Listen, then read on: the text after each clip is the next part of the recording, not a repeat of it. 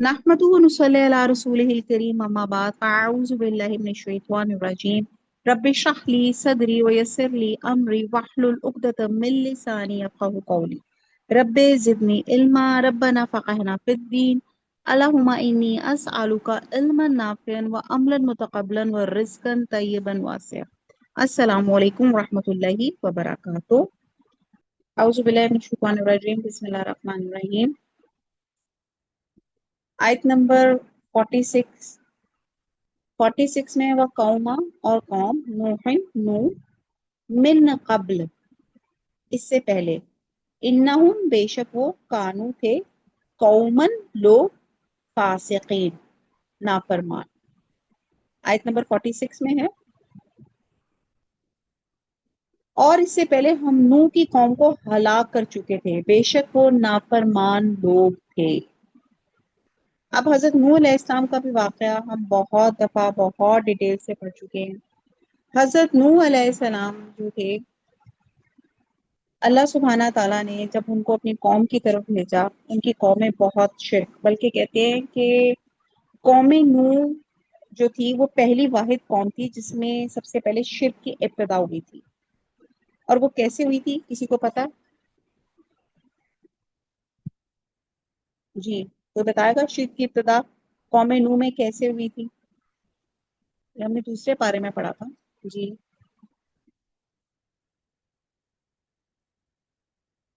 चलो।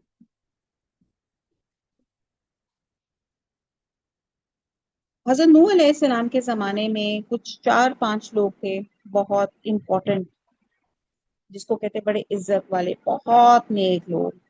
जब वो फौत हो गए तो शैतान ने उनके लोगों को ही सुझाया कि भाई ये तो फौत हो चुके हैं, तो इनकी याद में ऐसा करते हैं, इनकी कोई पिक्चर हम अपने पास रख लेते हैं, ताकि जब हमने नीकी का तस्वर जब याद करना तो हम उस तस्वीर को देख लें। फिर उसी के बाद उन्होंने कहा तस्वीर क्या, इसको हम स्कल्प्ट कर लेते हैं। उन्होंने बुत बना दिए। उन पांचों के ये जो थे, जो बुजुर्ग इंसान थे, जो वाकई नेक लोग थे, उनके इन्होंने पांचों उनके बुत बना लिए और फिर अल्लाह की बजाय उनको पूजना शुरू कर दिया। और इस तरह शिर्क का आगाज हुआ हजरत नूह अलैहिस्सलाम के जमाने में। और हजरत नूह अलैहिस्सलाम ने 950 साल तक इनको अल्लाह की वहदानियत तक, अल्लाह के फर्मा बरदारी की तरफ बुलाते रहे।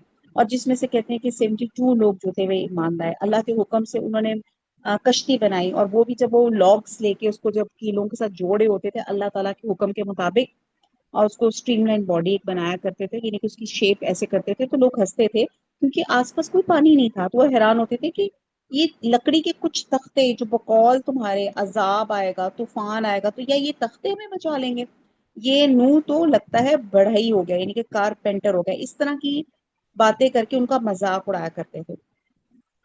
और आप ये देखें कि यहाँ पे सिर्फ एक आयत में ही जो है हजरत नूह अलैहिस्सलाम का जो वाक़या है कि आ, कि इसमें इस इनकी कौम का जुर्म और उसकी सजा दोनों का जिक्र है। और साबका आयात में चंद तारीखी शवाहिद पेश करके साबित किया जा रहा था कि मकाफाते अमल का कानून इस कायनात में जारी और सारी है। और फिर आप ये देखें कि ये वो कौम थी कि जिसने शिर्क का आगाज किया, और जब वो नहीं मानी तो अल्लाह ताला ने क्या किया, हमने कौम को हलाक कर दिया। और क्या क्यों किया? क्योंकि वो नाफरमान लोग थे। यहीं पे अल्लाह ताला ने इस आयत में उनका बता दिया अंजाम। और ये हमें पता ही है कि एक डिटेल वाक़या है किस तरह हज़रत नूह अलैहिस्सलाम इस कश्ती में, उनके 4 बेटे थे, 3 बेटे जो थे उनके साथ सवार हुए, चौथा उनका अपना सगा बेटा उनके साथ शामिल नहीं हुआ। आपने उसे कहा कि बेटे आ जाओ, तो उसने कहा ला ये कश्ती, मैं तो भाग के ये पहाड़ के ऊपर चढ़ के अपने आप की जान बचा लूंगा। लेकिन वो आपकी नजरों के सामने वो पानी का रेला उसको बहा के ले गया। और वो जगह जहां पे दूर दूर तक पानी नहीं था, अल्लाह ताला के हुक्म से जमीन से तनूर ऊपर के आसमान से कहां कहां से पानी नहीं आया कि सुनामी सा एक आ गया। और अगर आपको देखा जाए तो यूं लगता है कि ये भी जैसे आज के हालात के लिए है।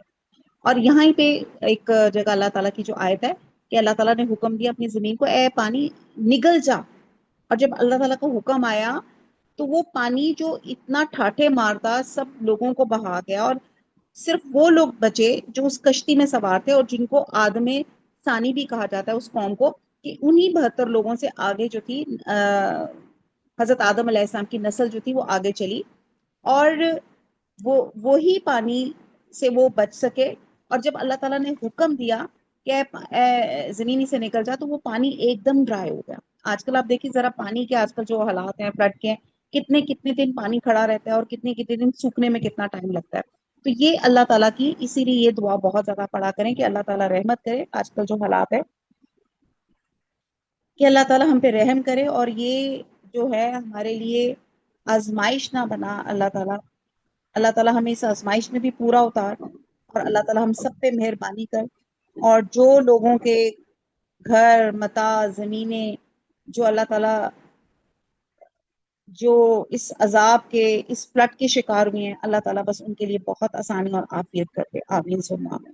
اچھا جی, آیت نمبر, اب یہاں پہ اس 46 میں, اور یہ بھی جتنی بھی ہم نے قوموں کی بات کی, اس سب قوموں کے ایک جیسے جرم تھے اور ان کا انجام. اب ہم نے مورل کیا پک کیا, جس قوم نے بھی اللہ تعالیٰ کے حکم سے سرتابی کی, نافرمانی کی, اکڑ دکھائی, اس کا انجام یہی ہوا کہ وہ تباہ و برباد ہو کر رہی.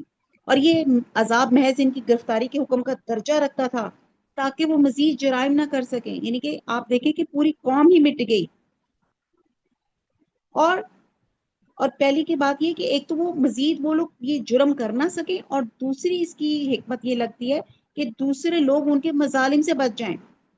اور رہی ان کے جرائم کی اصل سزا تو وہ قیامت کے دن مقدمہ, شہادتوں اور پروفز کے ساتھ دی جائے گی.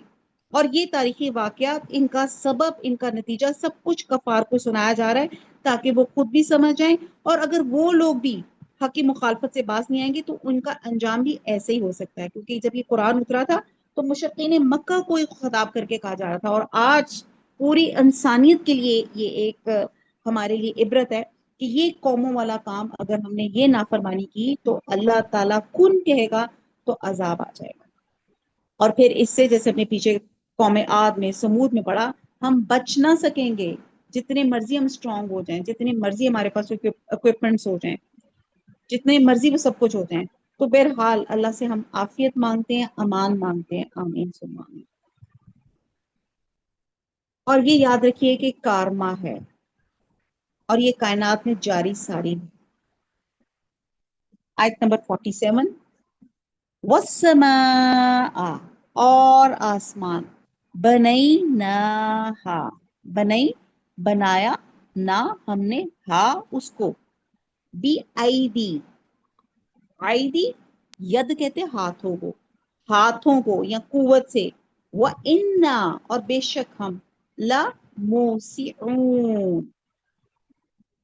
البتہ موسیون, البتہ مقدور والے ہیں, یا موسیون وسعت سے ہے, وسیع کرنے والے ہیں, قدرت والے ہیں. با محاورہ آیت نمبر 47, اور آسمانوں کو ہم ہی نے ہاتھوں سے بنایا اور ہم کو سب مقدور ہے.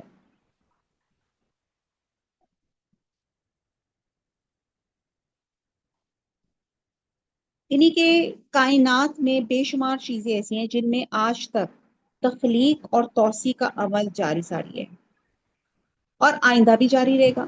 اب آپ سب سے پہلے انسان کو لے لیجئے, اب آپ دیکھیں کہ اس کی نسل بڑھ رہی ہے, تعداد میں اضافہ ہو رہا ہے, اور یہی کائنات کا شاہکار ہے. الحمدللہ حضرت آدم علیہ السلام ایک انسان تھے. اللہ تعالیٰ نے ایک سے حضرت حوا کو آپ کی پسلی سے پیدا کیا, دو ہوئے, پھر ان سے بنی نو آدم. یعنی کہ آپ دیکھیں کس قدر اللہ تعالیٰ نے مخلوق جو ہے, اللہ تعالیٰ نے انسان کس طرح کے پیدا کیا. آپ دیکھیں کہ ایک ماں باپ, دو ماں باپ ہوتے ہیں, فار ایگزامپل 4 یا 5 بچے ہیں, اور پھر ان 4 اور 5 بچوں کی بھی شادیاں ہوتی ہیں, پھر ان کے آگے سے آف سپرنگز ہوتے ہیں. تو یہ پروگنی, یہ جنریشنز پہ جنریشنز بڑھتی جا رہی ہیں. یہ اللہ تعالیٰ کا ایک بہت بڑا ایک معجزہ ہے, کائنات کا ایک شاہکار ہے کہ انسان کی نسل بڑھتی ہی جا رہی ہے. کیونکہ یہ میں بات کر رہی ہوں جو لفظ ہے نا موسیعون, وسیع ہوتی جا رہی ہے. اللہ تعالیٰ نے آسمان بنائے, اور اب آپ دیکھیں پھر اس کے بعد زمین کی پیداوار کو دیکھ لیں, اور پیداوار بھی اللہ اسی نسبت سے بڑھاتے جا رہے ہیں.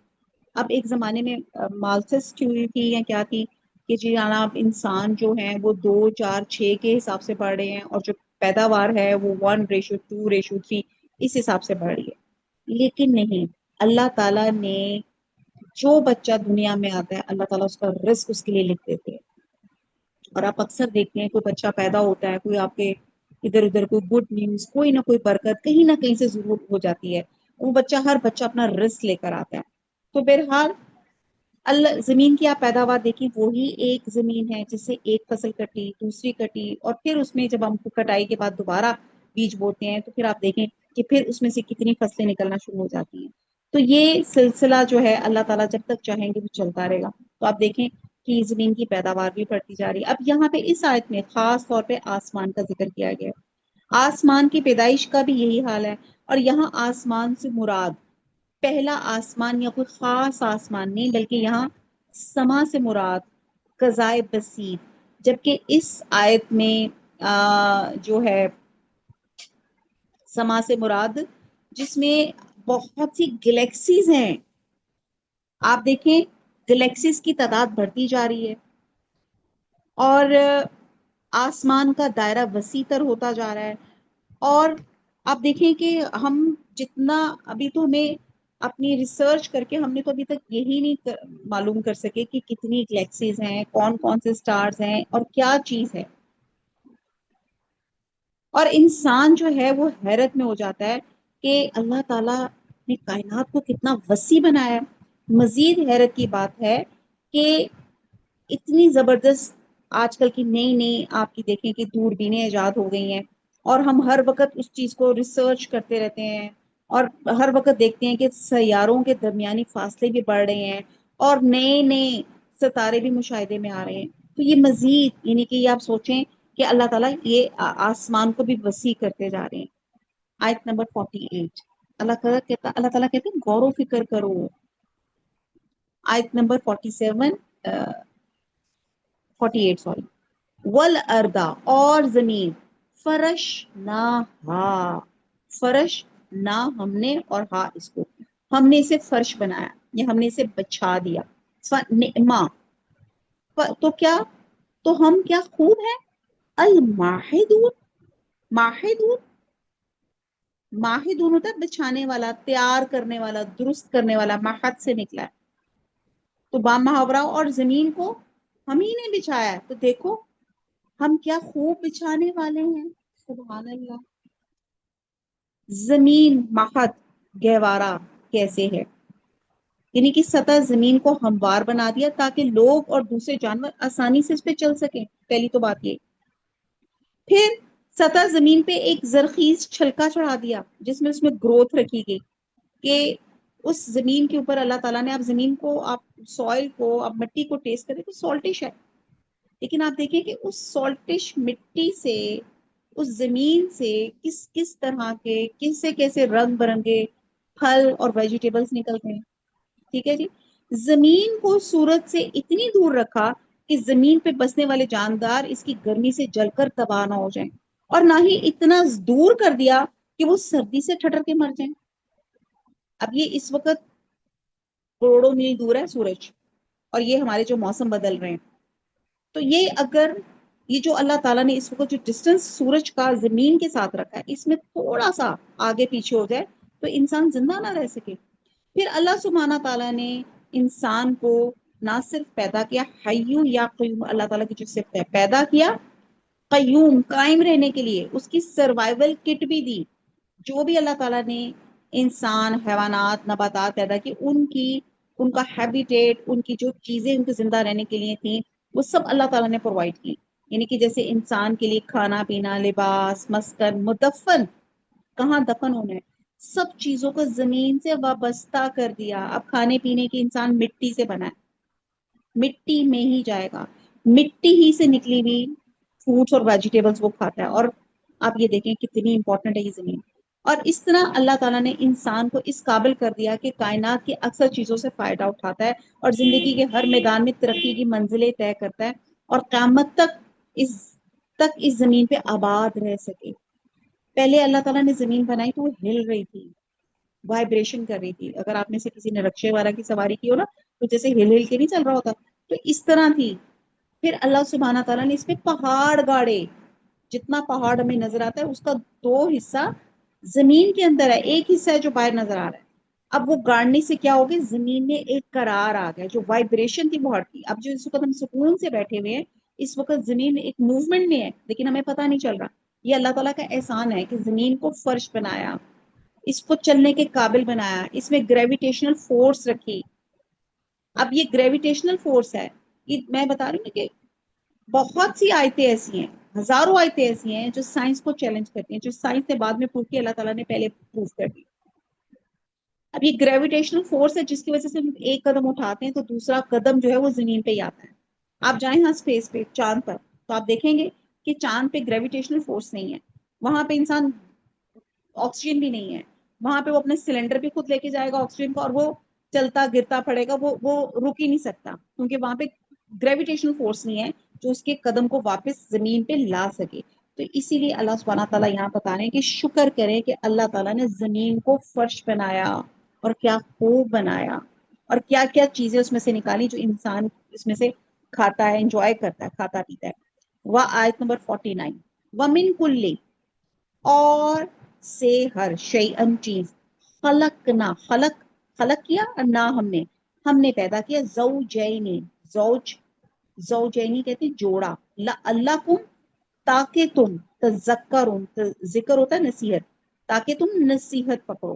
آیت نمبر نیکسٹ کا با محاورہ ہے 49، اور ہر چیز کی ہم نے 2 قسمیں بنائی تاکہ تم نصیحت پکڑو۔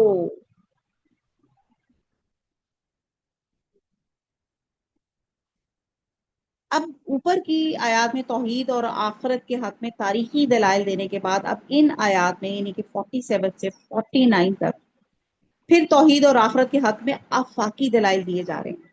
ٹھیک ہے جی، آفاقی، جو ہمیں اس وقت زمین آسمان نظر آ رہے ہیں قدرت کاملہ کے۔ فرمایا، اللہ تعالیٰ فرماتے ہیں ہم نے کائنات کی ہر چیز کا جوڑا بنایا ہے۔ دنیا کی تمام اشیاء کا جوڑا جوڑا ہونا ایک ایسی حقیقت ہے جو آخرت پہ ایک سری شہادت دیتا ہے۔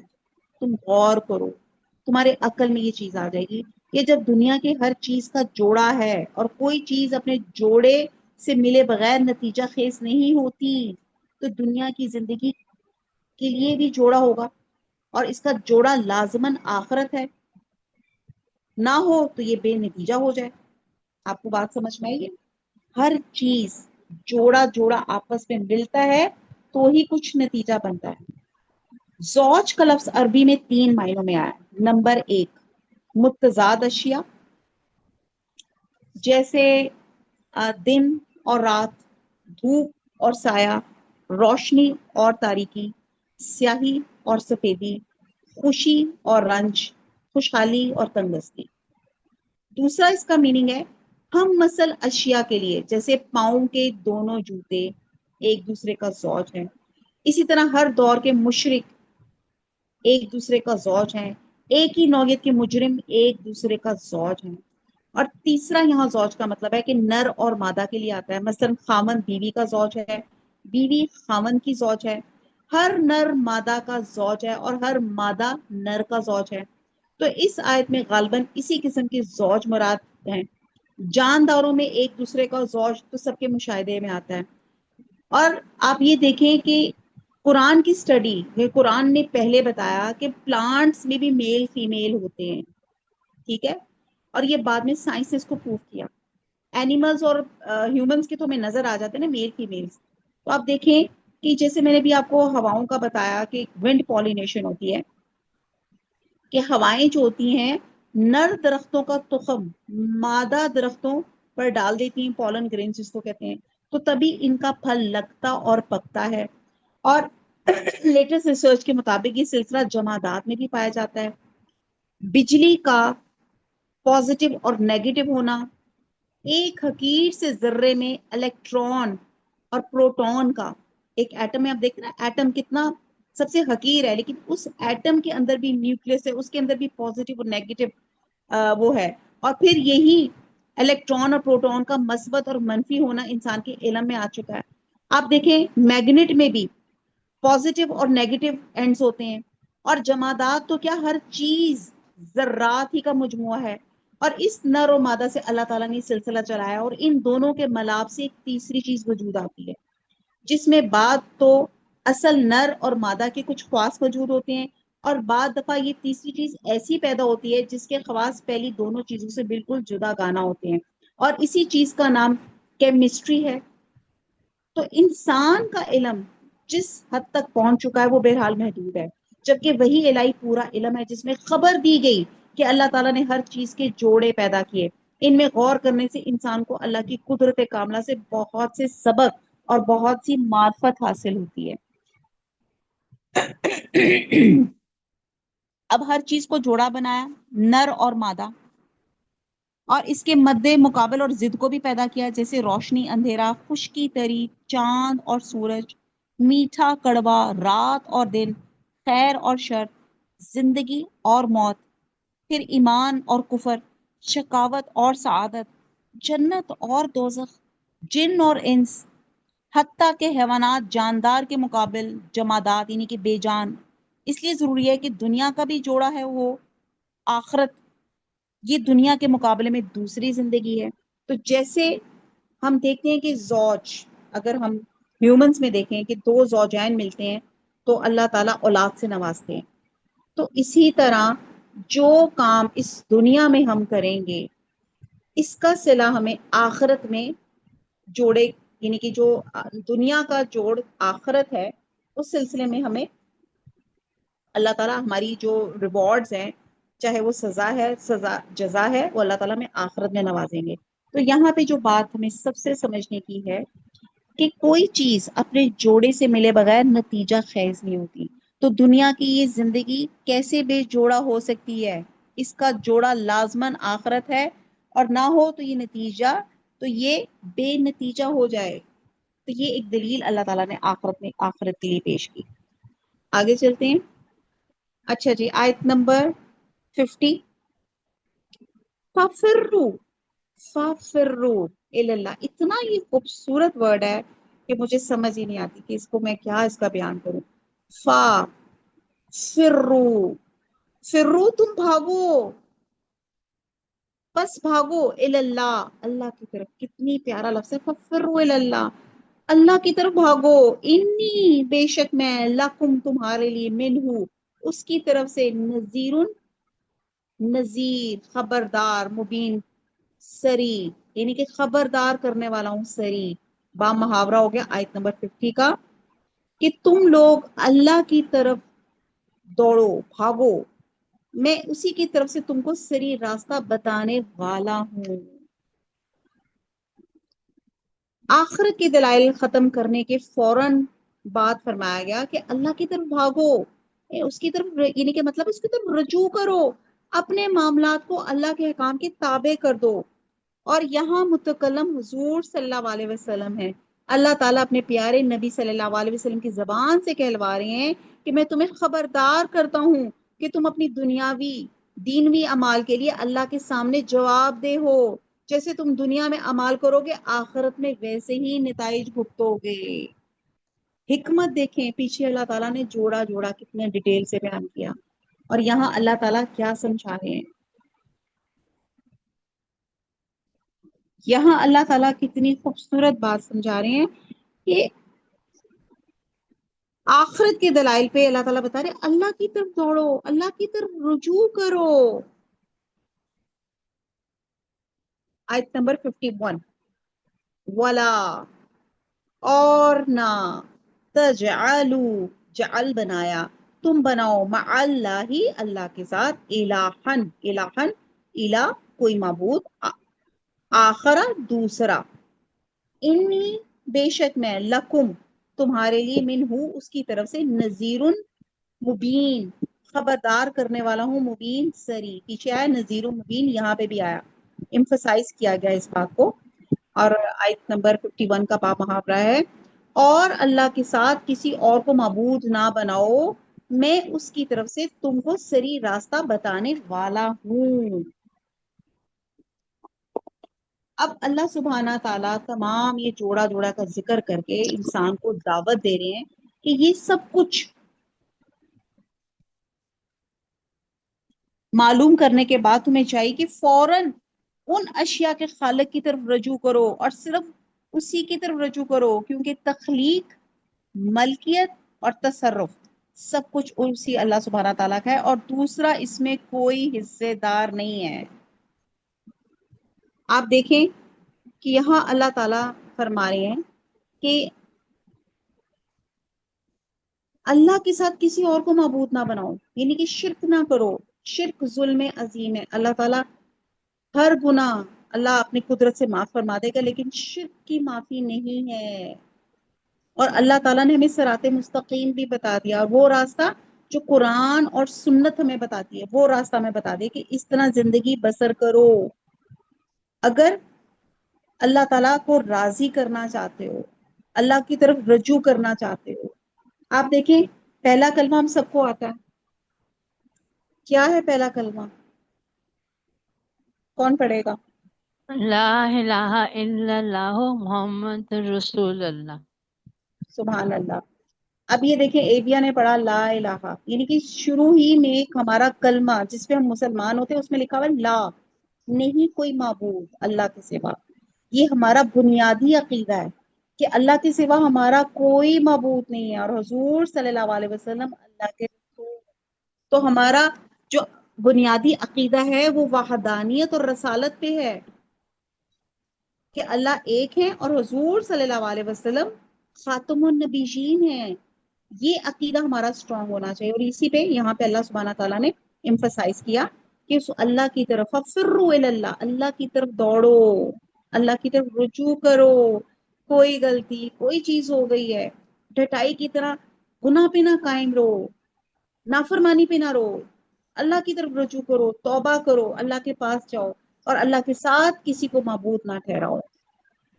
اور اللہ ہی راستہ بتانے والے ہیں جو جنت کی طرف جانے والا۔ آیت نمبر 52، کذالک، اسی طرح، ما آتا، نہیں آیا، الذین، من، ان لوگوں کے پاس جو قبلہم، ان سے پہلے تھے، من رسول، کوئی رسول، الا، مگر، قالو، کہا انہوں نے، ساحرون، جادوگر، او، یا مجنون، یا دیوانہ۔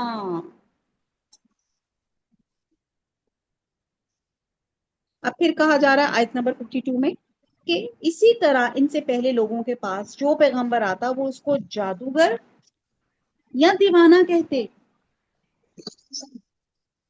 ہر نبی کو ساحر اور دیوانہ کہا جاتا تھا، کیونکہ یہ ساحر اور دیوانہ کا جو لقب کفار مکہ کی طرف سے آپ کو دیا گیا، تو آپ اس لقب میں منفرد نہیں، بلکہ پہلی قوموں نے بھی اپنے رسولوں کو انہی القاب سے نوازا تھا۔ ابھی ہم نے پیچھے کس سے پڑھے نا، کیسے کن کو کہا گیا تھا کہ یہ تو حضرت موسیٰ علیہ السلام کا بھی ہم نے پیچھے پڑھا نا، کیا کہا گیا تھا؟ آپ کو دیوانہ کہا گیا، آپ کو جادوگر کہا گیا۔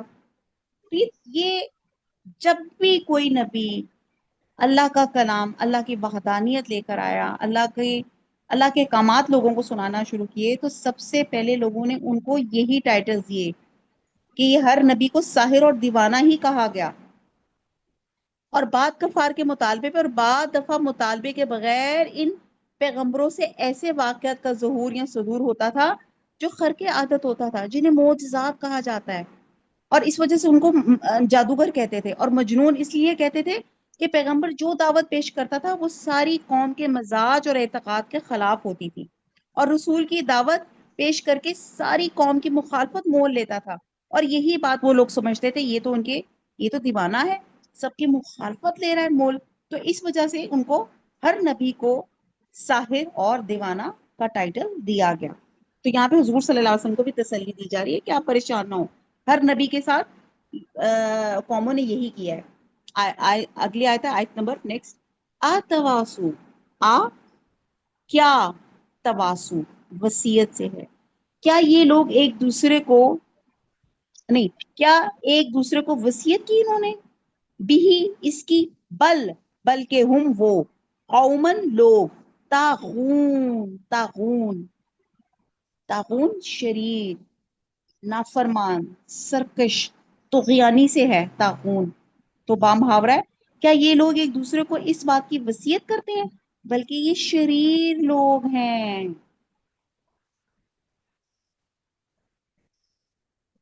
اب ان کے کردار کے تسلسل سے بظاہر تو یہ معلوم ہو رہا تھا کہ ہر قوم اپنے بعد میں آنے والی قوم کو یہ وصیت کر کے مرتی رہی کہ اگر تمہارے پاس کوئی رسول آئے تو تم اسے ساحر اور مجنون ہی کہنا. بات یوں نہیں ہے کہ ان قوموں کے درمیان بلکہ بات یہ ہے کہ ایسے سب کافروں میں چند باتیں مشترک طور پہ پائی جاتی ہیں. اور وہ مشترک سب کافروں میں کیا چیز مشترک ہوتی ہے کہ وہ ان کو آبائی دین سے محبت ہوتی ہے، عصبیت سے، پریجوڈس، ہٹ درمی، اکڑ، شریعت کی پابندیوں سے آزادی کی خواہش، جو انہیں اس بات پہ مجبور کرتی ہے کہ پیغمبروں کو ان القاب یا ان جیسے ملتے جلتے القابات سے پکار کر ان کو مذاق اڑائیں. اسے ایک اور بات پتہ چلتی ہے کہ نیکی اور بدی، عدل اور ظلم سے متعلق جو محرکات نفس انسان میں پائے جاتے ہیں، ہر دور میں وہ ایک ہی جیسے رہے ہیں. تبدیلی صرف واقعات میں ہوئی ہے. مثلا جو رکابت حضرت یوسف علیہ السلام کے بھائیوں کو حضرت یوسف علیہ السلام سے تھی، وہ آج بھی بھائیوں میں ویسی پائی جاتی ہے اگرچہ حالات اور واقعات مختلف ہوں. اسی طرح ہر دور کے کافروں کو اپنے انبیاء سے وہ مذاق اڑاتے تھے، ان کو ڈفرنٹ ٹائٹلز دیتے تھے. اگر ان کے حالات اور واقعات مختلف قسم کے بھی تھے لیکن ان کو یہی ٹائٹلز اسی طرح سے ان کا مذاق اڑایا جاتا تھا. تو اسی لیے کہا جا رہا ہے کہ کیا یہ لوگ ایک دوسرے کو اس بات کی وصیت کرتے ہیں کہ ہر ایک قوم دوسری آنے والی قوم کو پچھلی بار کو وصیت کر کے جاتی تھی کہ جو نبی جو اللہ کے بعد آنے کا پیغام دے ان کو اسی طرح مذاق اڑانا ہے، ان کو تنگ کرنا ہے. اس لیے اللہ تعالیٰ نے فرما دیا بل ہم قوم طاغون، یہ سرکش لوگ ہیں. آیت نمبر نیکسٹ ہے 54. فتولا فتولا تو منہ پھیر لیں، انہم ان سے، فما پس نہیں، انتا تجھ کو، بھی ملوم کوئی ملامت.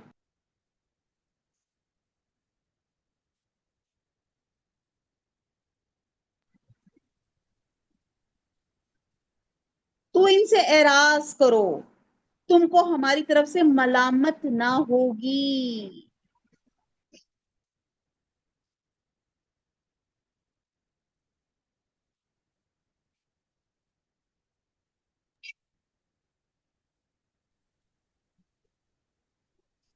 آیت نمبر 54 میں اللہ تعالیٰ اپنے پیارے نبی صلی اللہ علیہ وسلم کو فرما رہے ہیں کہ جو لوگ ضد کرتے ہیں، دعوت حق کو نہیں مانتے، آپ کے ساتھ جھگڑتے ہیں، ان کو ان کے حال پہ چھوڑ دیں.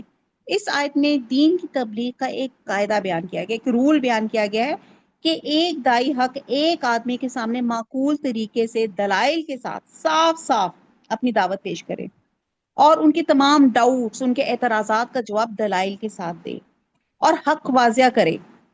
اور حق واضح کرنے کا جو فرض اس کے ذمہ تھا وہ اس سے سبق دوش ہو جاتا ہے، یعنی اگر اس نے یہ کام کر لیا ہے. اور اس کے بعد بھی اگر وہ شخص اپنے عقیدے اور خیالات پہ، یعنی کہ وہ دوسرا شخص جس کو وہ بتا رہا ہے، اسلام سمجھا رہا ہے، لیکن وہ شخص اپنی ضد اور اکڑ کے باوجود ان اپنے خیالات پہ جمع رہتا ہے، تو اس کی کوئی ذمہ داری دائی حق پر عائد نہیں ہوتی. وہ نہیں مانتا تو نہ مانے، اب دائی حق پر کوئی الزام نہیں آئے گا. تو یہ حضور صلی اللہ علیہ وسلم کو ہر وقت فکر ہوتی تھی کہ میری امتی ان سب سمجھ جائیں، اللہ کا پیغام سمجھ جائیں، اسلام لے آئیں. یعنی کہ پیغمبر یا دائی حق کے کرنے کا اصل کام یہ ہے کہ وہ اللہ کا پیغام مسلسل پہنچاتا رہے، ہاں ان کے سامنے مخالف یا ناقدر شناسی بیٹھے ہوں. اس لیے انہیں یہ معلوم نہیں ہوتا کہ انسانی معاشرے کے لاکھوں کروڑوں افراد میں وہ سعید روحیں کہاں ہیں جو اس دعوت کو ماننے کے لیے تیار بیٹھی ہیں اور فقط دعوت کے پہنچنے کا انتظار کر رہی ہیں. اور یہی لوگ اس کی اصل دولت اور سرمایہ ہیں اور انہی کی تلاش اس کا اصل کام ہے. اور ایسے ہی لوگ ان کا دستے راست بنتے ہیں اور اس کے ساتھ مصائب جھیلنے پہ تیار ہو جاتے ہیں. انہی کے اللہ وہ کیا کہتے ہیں نا، قرآن کے 5 حق ہیں. قرآن پر ایمان لایا جائے، اس کو تجوید اور ترتیل سے تلاوت کی جائے، اس کو سمجھا جائے، اور چوتھا کام کیا ہے، اس پہ عمل کیا جائے، اور 5واں کام کیا ہے، اس کو آگے لوگوں تک پہنچایا جائے. تو یہاں پہ حضور صلی اللہ علیہ وسلم کو بھی تسلی تھی کہ آپ کا کام پہنچانا ہے، اگر پہنچنے والا اس پہ عمل نہیں کرتا تو آپ نے اپنا فرض، اپنی ذمہ داری آپ نے پوری کی، آپ نے اللہ کا پیغام اللہ کے بندوں تک پہنچا دیا۔ تو اسی طرح ہماری یہ جو کلاسز کا مقصد ہوتا ہے، ہمارا یہی ہوتا ہے کہ ہم نے اللہ کا پیغام ایک دوسرے کو پہنچانا ہے۔ اب آگے ایک بندہ اس پہ عمل کرتا ہے یہ نہیں کرتا، تو ہر بندے نے اپنے عمل کا حساب اپنا دینا ہے۔ وما علینا الا البلاغ سبحانک اللہم وبحمدک نشہد لا الہ الا انت نستغفرک ونتوب الیک والسلام علیکم ورحمۃ اللہ وبرکاتہ۔ جی کوئی سوال آپ نے کرنا ہے؟ جی کل ہماری سیم 3:30 بجے کلاس ہوگی جو 5 بجے تک جاری رہے گی، ٹھیک ہے جی۔ درمیان میں 9 سے 10 منٹ کی بریک ہوتی ہے، اس میں آپ عصر کی نماز پڑھ لیا کریں، اور ان شاء اللہ تعالیٰ جی کل ملاقات ہوتی ہے۔ اگر آپ سے کوئی سوال ہے تو پلیز چلے ٹھیک جی، ان شاء اللہ جی کل ملاقات ہوتی ہے۔ سبحانک اللہم وبحمدک نشہد لا الہ الا انت نستغفرک ونتوب الیک والسلام علیکم ورحمۃ اللہ وبرکاتہ۔